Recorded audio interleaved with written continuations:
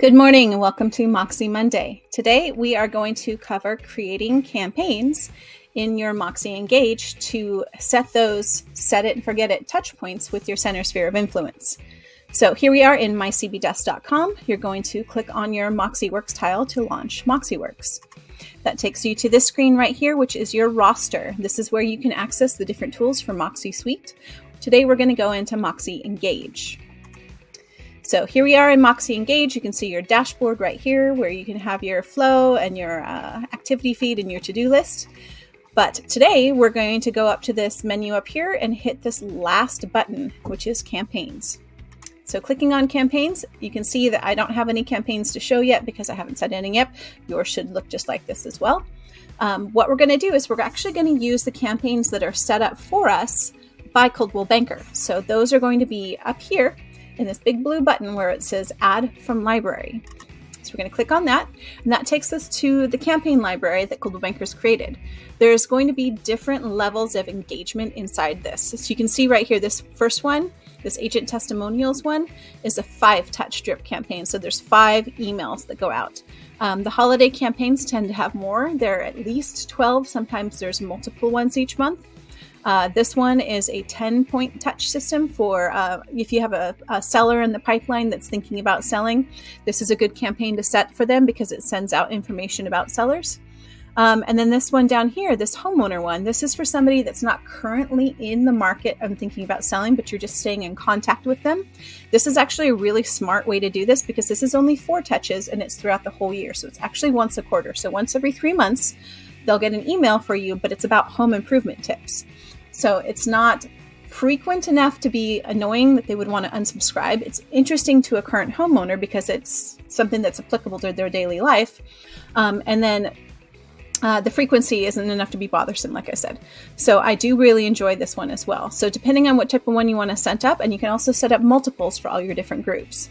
The one I am going to show you today is this holiday campaign right here. Any of these that you want to take a closer look at, you just click on this preview button over here and you can see what those campaigns look like. So I'm going to hit the preview button for the 2023 holiday drip campaign so you guys can see what that looks like. So right here, this is the campaign schedule. This is the list of all of the different emails that are going to go out. You can see that there's more than 12. There's quite a lot actually. The ones that have passed already, so this January, this February, this March one, and also this one because we've already had our daylight savings today. You won't be sending these ones out because they've already, the send date has already gone past. So you'd be picking up from right here with St. Patrick's Day. If you want, you can see it has all of the ones have a graphic, and then there is text in here and other information. If you want to see what text is associated with moving through these, like we can click this little arrow here to pop over to St. Patrick's Day, which is the first one that would go out for us. You can see it's got the graphic up here, and then it has the text information. It would also include your agent contact information down here at the bottom. So if you do want to go ahead and use that campaign, you can. We can go back to the library and take a look at some of the others to get this set up. I'm going to pop into this one right here, the homeowner one. So I'm going to click Add to Campaigns just so I can show you what the campaign process looks like.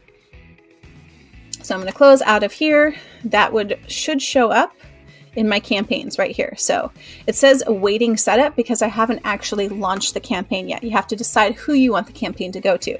So just click on the blue text right here where it says homeowner home improvement tips.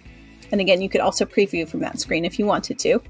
Right now, we have a campaign schedule that's set because that's set from Coldwell Banker, so that little box is checked, but what's not checked is our recipients box. So you can always send it to everybody if you want to, but you can also just choose to send it to very specific people. So if you have people in your seller pipeline, you would want to send them a seller campaign. You can really pick and choose. So right now we're going to do this one, and I'm going to click on Setup for Recipients. So here you can add your recipients. You can add everybody, or you can add select groups. So I'm going to click on my Add Recipients. So up here you have your people, and you can select everybody in your list, but I'm going to go to my groups, and these are the groups that we had set up in a previous training session. I'm going to move that over so you can see. We had our golf friends, we had our school friends, we had those things like this. This group is one that I set up specifically for training purposes. It's my test group, just because it's the email that just comes right back to me and I don't necessarily bother other people. So I'm going to pick that group. This would be, for this campaign, I would be those people that are not currently in the home buying and selling cycle. Maybe they bought their home from me 2 years ago and I still want to keep that touch point with them. So I'm going to go ahead and click add. So now I've added those contacts, so that little box is checked right there. Pop that up out of the way. So we're going to go ahead and hit save. So now we are good on that one. This is really just that easy. When you're done, you just go ahead and hit run campaign, because we have who we're sending it to, and we have the campaign that we're sending it to. So this first one that's going to come out is the curb appeal one. And I can show you what that one will look like right here, because we've got this one. So we pop over. This is the home updates tips, where it's sprucing up your landscaping and other information in here. So that's the one that's going to go out on April 13th with my contact information. So now we have a running campaign right here. It'll keep track, open rate, click rates, unsubscribes, and other information like that once the campaign actually starts running, which is useful. So we only have 1 people because it's my test group. So that you can check on how effective your campaigns are. Now, if at any time you decide that you don't want to run the campaign anymore, you just open the campaign back up by clicking on the title.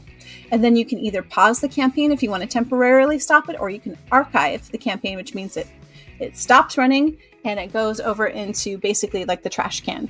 Nothing in Moxi is ever deleted completely in case you want to access the data, but it's archived, it's not running, it's not live. And that's really all you have to do here. So anytime you want to go ahead and archive or pause a campaign, you can do that as well.